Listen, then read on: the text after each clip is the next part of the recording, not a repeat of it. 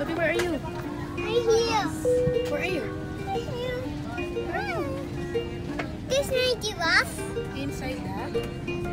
You're inside the what? In the airplane. In the airplane. I see a airplane again. Yeah, and where you going? Going there, Disneyland. Disneyland. It's not working. Wait! Then guys, first stop namin dahil malapit sa Airbnb namin is the Don Don Key. Yan, may mga ready meals na around 11 PM na yan. Kaya yan, yun na lang nakita namin na pwede namin mabilan ng food. So yan, may mga ready meals, may mga cake. Yan, iba-iba. Medyo expensive lang talaga siya. So yan yung kinuha namin. Yung chicken. Yan si Dad and si Toby naghahanap pa ng other foods. Yan, mga candies, iba-iba, marami sila. Tapos ito yung mint candy na napanood ko somewhere sa isang vlog.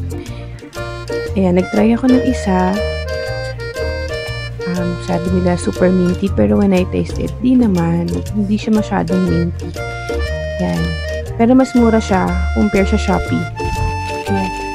It's $18.40. Ayan, iba't ibang nutty drinks.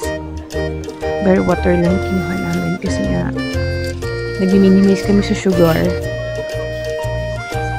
Sabi ko babalik na lang kami dito kaso bumalik sila Daddy at saka si Tian at si Toby na lang dahil nakatulog ako nung last day namin. Sila na lang yung nakabalik.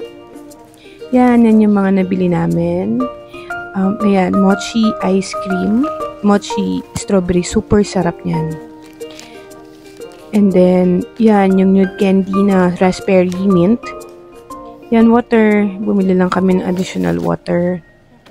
Yan, yung chicken na yan, I forgot the name, pero super sarap. Yan yung chicken din na yan.